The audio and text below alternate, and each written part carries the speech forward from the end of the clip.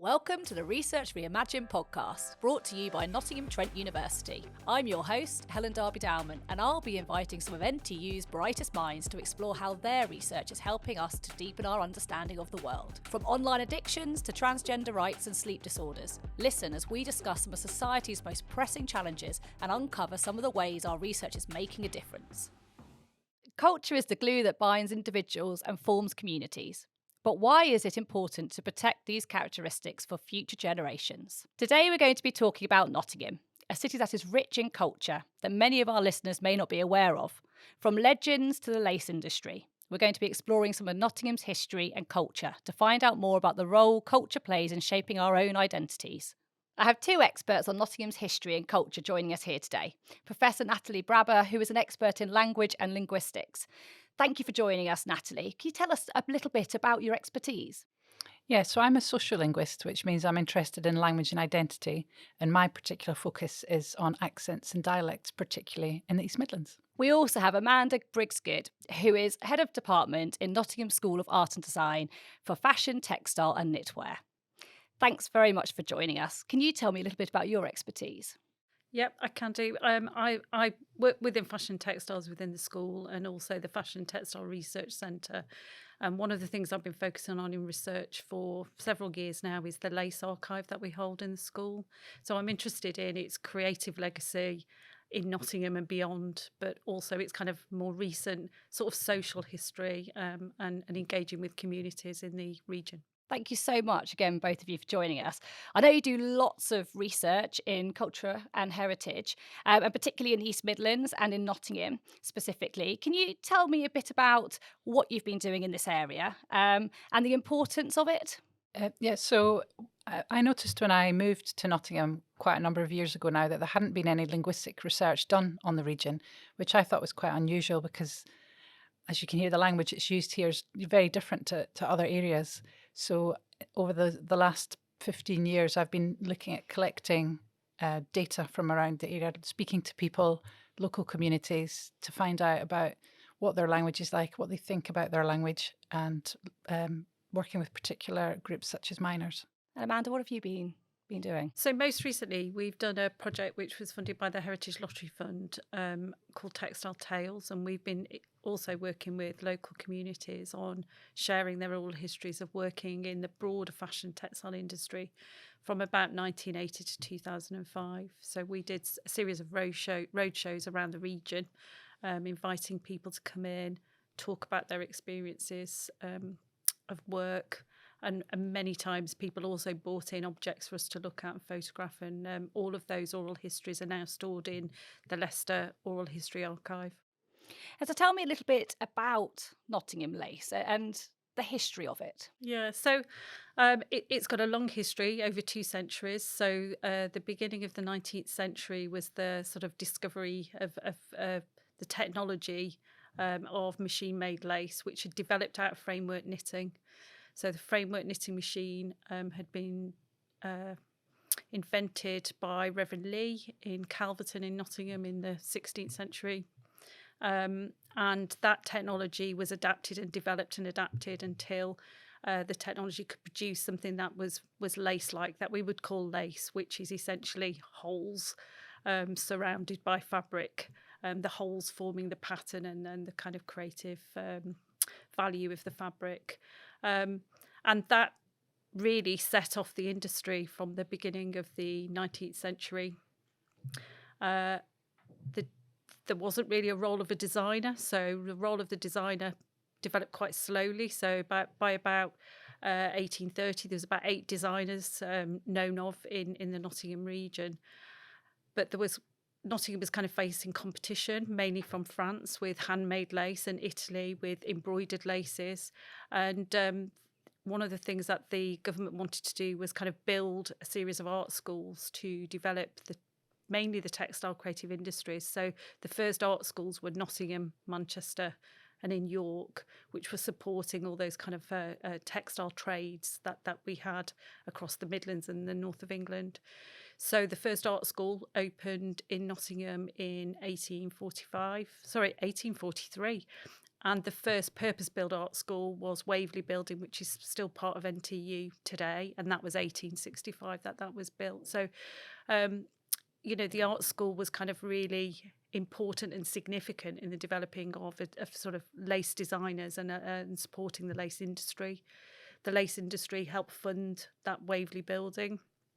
They were the first governors of the art school, so they were very sort of closely connected. Natalie, so you talked about obviously when you came to Nottingham and just your natural area of research led you into looking at dialect of the area. Can you just tell me a little bit more about what you found? Yeah, so one of the things I started off looking at was I was interviewing people just to hear differences of, whether people from Nottinghamshire sounded different to people from Derbyshire and Leicestershire. And quite a few people that I interviewed said to me, oh, you should speak to miners because they've got a whole language of their own. And I did start interviewing miners as well. And the thing that's really important is that when people think of things like heritage, they tend to think of stuff like buildings and objects. But actually, our language is a really important part of our heritage and our identity as well. And that comes across in different ways. So, for example, we can look at the miners and we can look at all these very specific words they have for the tools that they use, the jobs that they did, the processes underground. And now that these mines have closed, that language is likely to disappear, which is why I've been working with it to preserve it. And the other thing that I was looking at, I did a lot of work with school children and young people to get their idea of what they thought about the local dialect. And I worked with over 300 young people, and they were actually in the whole quite negative about the language that's used in the East Midlands, which I thought was a shame because it is such an important part of who we are. So over the past few years, we've been trying to get people to engage with sort of raising awareness of language's heritage, and with different funded projects through the Arts Council and Heritage Lottery, been trying to really get people to value the language that they use and to make them more aware of about the importance and of local language. And Amanda, why do you think it's so important that we investigate our history in the lace industry, for instance? Well, I think it's got quite a strong resonance with what Natalie's just talking about, really. And while lace is a product and it's something that is more tangible than language, it's the same sort of communication across generations that I think there's quite a link there. So obviously the fashion and textile industry, at the height, there were about 60,000 people in Nottingham in early 20th centuries working in the lace industry. But also there was a wider fashion and textile industry in the region as well, of knitwear, of kind of hosiery, and just of fashion making, of garment making. So, the fashion textile industry employed a lot of people. That industrial context has largely disappeared now, not completely, but it's largely disappeared. There is still a number of generations who worked in it and have a story to tell and want to feel valued, and that they added value to this city. But also they want to tell that story to, the future generations and the younger generations now who have very little understanding. I can remember being at Light Night a few years ago in the city, and one of our PhD students was making chocolate lace and putting it on sticks and giving it out to people on one of the stalls in just off Market Square. And I just remember hearing small children saying, why are they making lace? I don't understand. And then just hearing parents and grandparents explaining, oh, well, Nottingham's known for its lace. So it's just kind of a way of sharing that story across the generations. And if we can do it in a small way, with a chocolate lollipop, we can do it in other ways as well. And hopefully those oral histories will play that part in that communication. The mining industry and the lace industry are both obviously important parts of Nottingham's history. But can we explore a bit further about why, it is in the past, why is it so important that we keep looking at it and we keep educating people about it? Why should people care about it? Yeah, so, well, I mean, it's like Amanda was saying as well, the lace industry. So the coal industry was hugely important to the economy of the region. And in 1947, when coal mines were nationalised in East Midlands, were 120 mines, so employing thousands and thousands of mainly men, but some women as well. They're all gone. And the mining heritage groups that I was working with were very concerned that younger people would no longer know or understand what coal was and exactly the work that they did. And they were really keen to, we did lots of work with school children where we took school children into these mining heritage groups, and they talked to the miners and they told their stories. And entire communities were built around these mines, and the closure of the mines caused fracture and sort of economic collapse for some of these regions. And it's really important to allow people to value the past that is gone as well. I think the things that are significant, particularly for me, about lace is that it demonstrates a level of innovation. So Nottingham lace is something that's made on a Nottingham lace machine. That lace machine, wherever it is in the world, is making Nottingham lace. So whether it's out in China, whether it's out in in Northern America, it's making Nottingham lace. So the innovation is multi-layered that came from this small city. It's engineering and it's also creativity. And I think that that's important for people to know, that they come from a city, that this city had global impact with this beautiful fabric.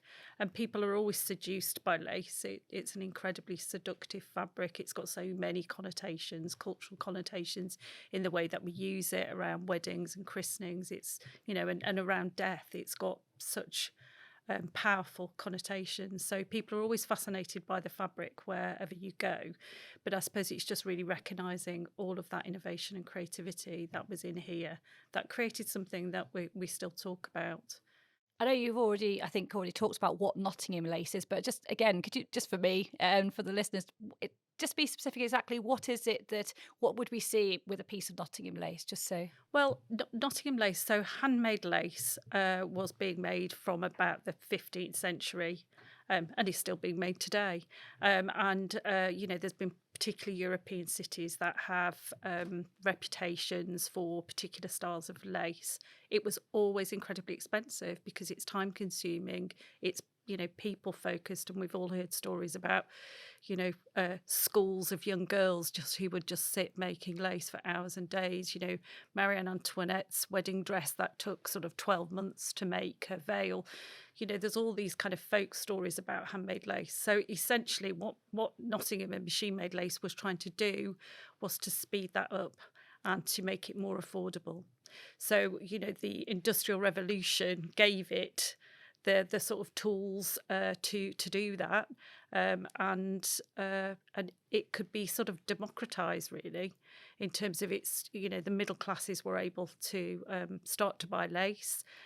And we've all got images, haven't we, of Victorian living rooms and Victorian ladies sort of draped in lace and homes draped in lace with antimacassars on the back of your chair or your lace neck curtains. So there isn't a style associated with it, which is what often people ask me. It's about emulating as best you possibly can all these incredible handmade lace styles from around the globe, mainly Europe, essentially. But and we've had people from the V&A come to look at the lace archive that we have in the School of Art and Design. We've got some beautiful examples where actually even, incredible experts are struggling to tell which one is a machine-made piece of lace versus a handmade.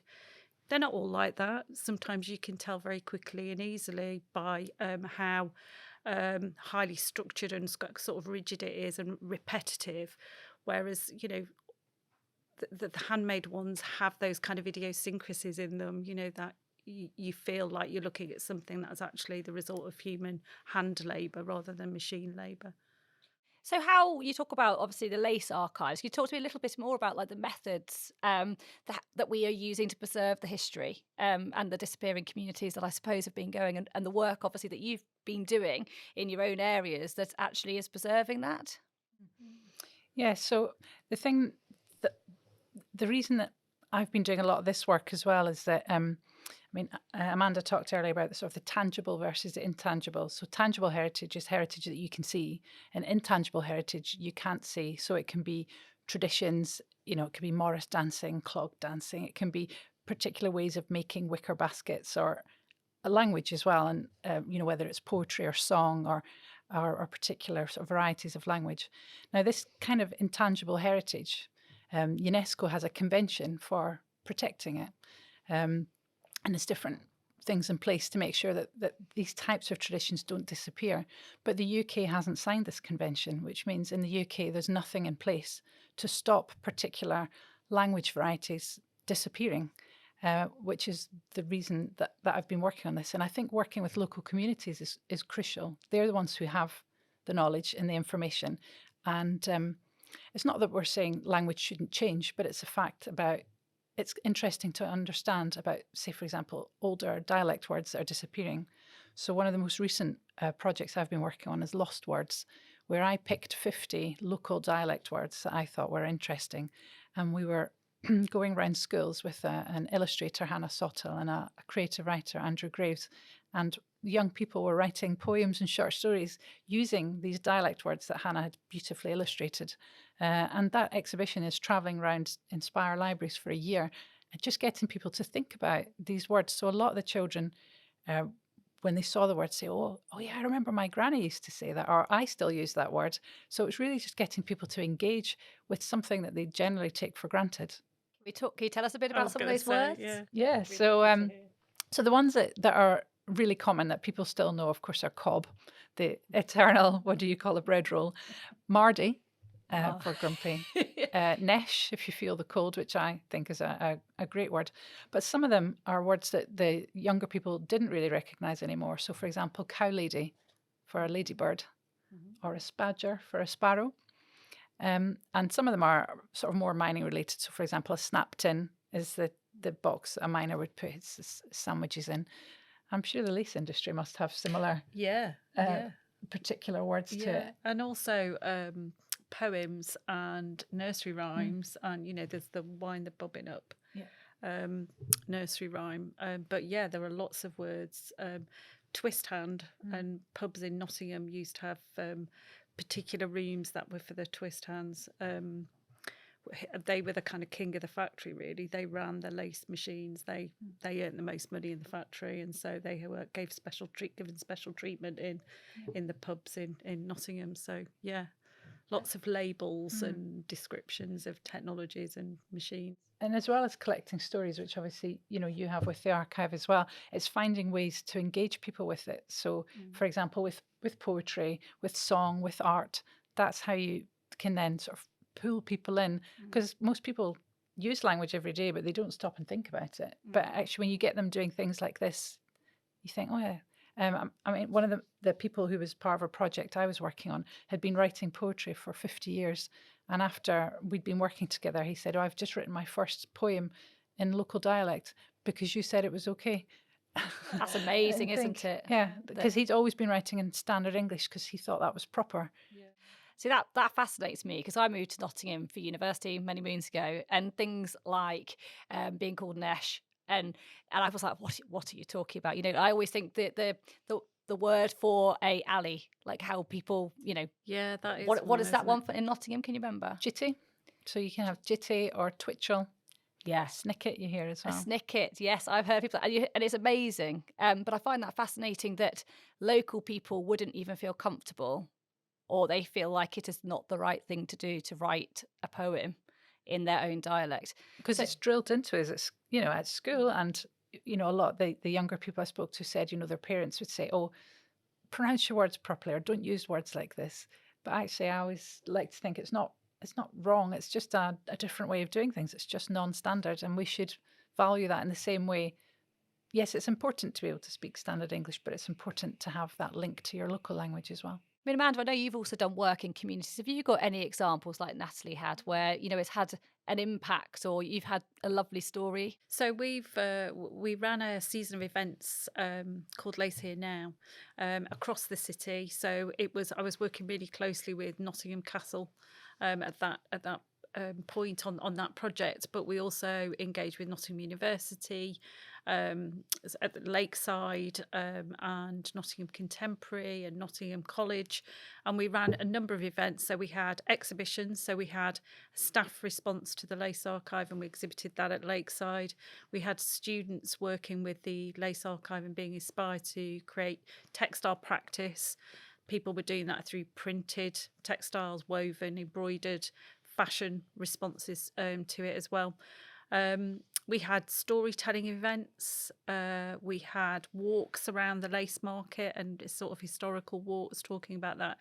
Just really engaging people as much as we could in as many different sort of varieties. We had some poetry events as well where, you know, people looked at the archive and worked with a poet on kind of bringing together their thoughts and creative responses to it. And that was a really fantastic, if incredibly hard work, because it went over about 6 months, and we had lots of weekend events. But we reached a lot of people, and people came into Nottingham to see that as well. And the whole thing ended with a big exhibition at Nottingham Castle, which was fantastic. And I suppose more recently is the road shows that we ran with Textile Tales that I was talking about at the beginning of our conversation. We were situating ourselves in different sort of textile venues where there'd been lots of textile factories. So we would rock up in libraries or at Ruddington Framework Knitters Museum. We wanted to keep it out of the university because we know some people feel intimidated in coming into the city. So we went out into Loughborough, into sort of Derbyshire, and just sat and met people, and just incredibly emotional stories, and then the kind of pride and emotion that people reflect nostalgically on in terms of their working life and what contribution they felt they made to a business, but also to the city and to its prosperity, you know, over a number of decades. So yeah, there were very heartwarming stories. People felt very sad when they were when a factory closed, and they were having to be part of dismantling machines. You know, the real raw emotion that came out of some of those conversations about having to dismantle machines that you'd worked on for decades was really palpable. I mean, sorry, I was just going to say, it's really important to give people skills to do things as well, because we've noticed some of the projects that we've done, once we've done events with people, they've gone on and done them themselves. They don't need us anymore. Then they can, some of the creative writers we've worked with have gone on to create their own events and do poetry readings and do things. They don't need us, in the sense that they can then have the skills. And some of the mining groups we've worked with, and this is the joy of being in a university, is some of these mining heritage groups said there were certain skills they felt they were lacking, which we could help them with. And I'm sure you must have done similar things with these workshops, where they would say, oh, we don't really know how to archive photographs properly, or we don't really know how to store certain types of digital data. Well, we could run a workshop on that, bring them all together. We could share good practice. They could look at what each other were doing, and then they can go off and continue the important work that they're doing. Part of the Heritage Lottery Fund project was about training people as well. So we had what we called citizen historians who had oral history training to actually engage with the project, and could, you know, obviously could take that into future projects. Obviously, the mining and the lace industries had such an impact on these communities. So, they were huge communities that then disappeared. And so tell me a little bit about the impact of the work that you've been doing. I mean, we have discussed it already, but the impact that the work you've gone into these communities and brought almost probably a bit of a light back into the work that they were doing before. Is there anything more you can share with us about the impact that it's actually had and the difference it's making? I think some of the things that we felt that had an impact back. So when I first started looking after the Lace Archive, which is around 2006, it was a new area to me, and I'm not from Nottingham, so getting to know this industry and what had happened to it, and starting to go out and talk to people about it, what became very apparent is that they felt a sense of loss. there were in Nottingham at sort of in 2006, what had just closed down was the Lace Museum, which was in the Lace Market itself. It was a private museum and it closed very suddenly at the beginning of the century. And then around 2008, the Fashion and Textile Museum was closed as well. And that was for numerous reasons. The City Council owned that, and that was for numerous reasons. So when I started asking questions and talking to people locally, there was just this loss. It was like, it hasn't happened. There's no lace. You can't see lace in Nottingham anymore. Where can you, why have they taken all this stuff away from us that celebrates this heritage? So a lot of what I've been trying to do since then is find a way to sort of raise people's awareness, raise the council's awareness, just raise generally the cultural awareness that actually there is significance and there is value, and people will come and see it and engage with it if there is something for people to come and look at. So at that time, when in Market Square there was the sort of local hub for tourism, there was nothing of lace. People would go in and couldn't ask anything. There are now things that on their website that you can link into of other events. So I think part of this, I'm not trying to claim responsibility for all of this, but part of this raising awareness has helped build a narrative that the castle has continued to use. So us doing things like Lace Here Now together and doing this season of events across the city has helped them kind of build their argument about how the castle was kind of redesigned, and they've now got a lace gallery in there. The Fashion and Textile Museum, which closed and everything went into storage, is now at Newstead Abbey, and that's a world-renowned collection that they have there. That's a really incredible collection. We have scholars, local people coming to our lace archive at the university. So just by raising its awareness, having exhibitions, creating something where people can talk about it, look at it and share their history has been, I think, a really rewarding experience, for that community, but also for me working with it, to really have that face-to-face engagement. It's not something that just happens between the university building. In the same way for that the lace industry sort of disappeared.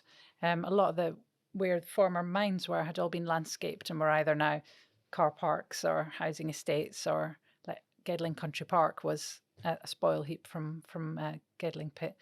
And some of the miners, as I said earlier, were concerned that younger generations wouldn't remember this anymore. One of the schools I went into was with a particularly younger group. They were about 10 years old, and their school jumper had the headstocks of the mine on there. And I said to some of the children in the class, "What is that?" And they said, "Oh, we don't know." And so it is disappearing from memory for some. And the other problem that we have in Nottinghamshire is a lot of people, the strike of 84-85 is what signifies everything about mining, which almost 40 years on is still very bitter and very traumatic for many people. So a lot of the work that I've been trying to do with the groups that I work with is to think beyond the strike. The strike isn't everything that there is about mining. And one of the photographic exhibitions that we put on was called Coal Community and Change, and it was all about thinking, yes, there were strikes, but we had panels on sort of the importance of local community, women in the mines, what happened when the mines started closing, to try and raise awareness that there were other things as well. That we don't have to keep harking back to this really horrible period that divided communities.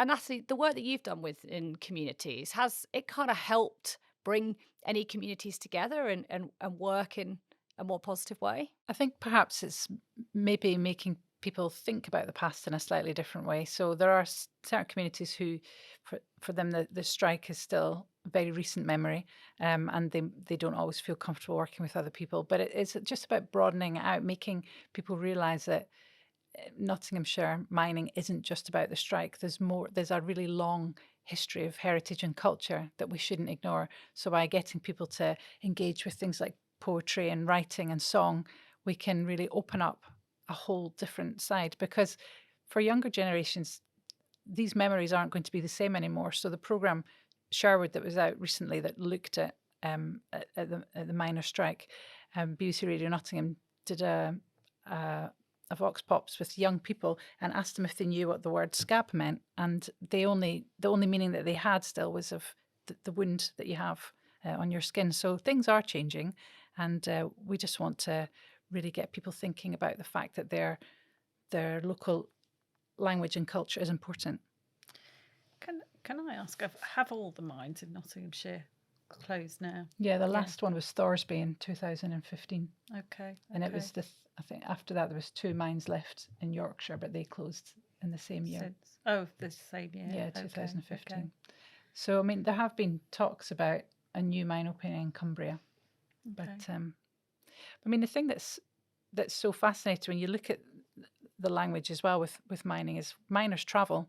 So as mines close, miners have always moved around. So in Nottinghamshire, there's a huge influx. There was a huge influx of miners from the northeast and from Scotland, from Eastern Europe.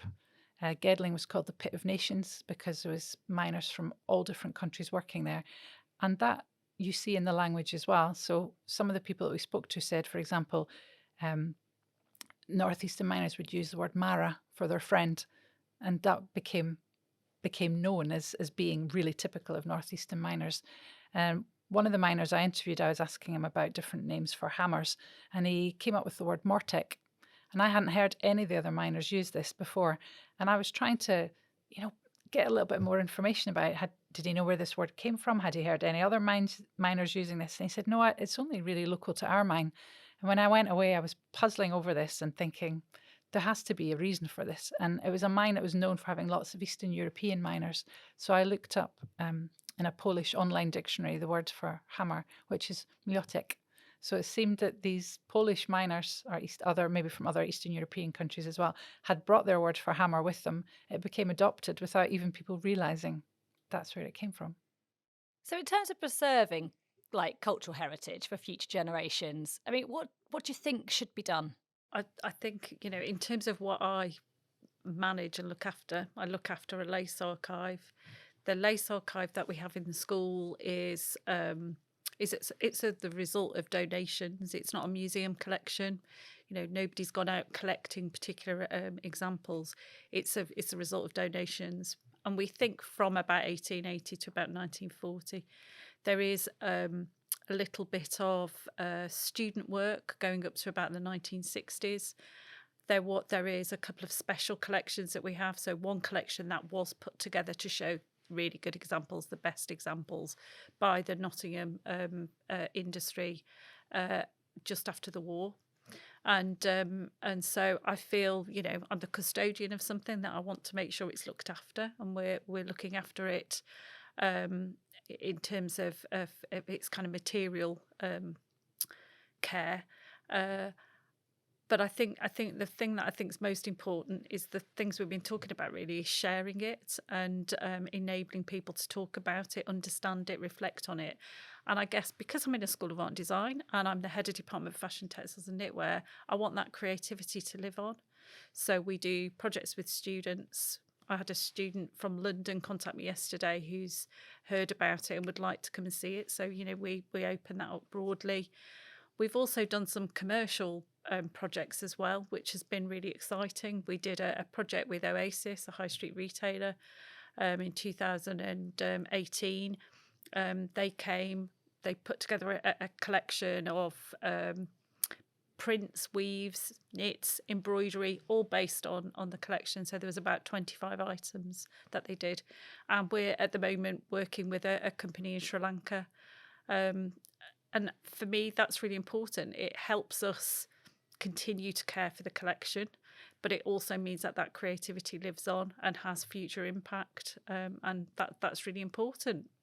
It's a cultural, creative city that we live in, and as I said at the beginning, that innovation and creativity that was there at the beginning of the 19th century, I want to make sure that continues, because it was immense levels of creativity and innovation that was coming from engineers and designers and people who had vision, and were entrepreneurial. So yeah, we just want to make sure that it's looked after so it can continue to inspire. So with language, you have to be careful, because obviously there's examples like, say, lace workers' language or miners' language that has gone and can be preserved. But language itself, you can't preserve in the same way because language is always changing. So the world that we live in is constantly changing. So for language to stop, it doesn't make sense.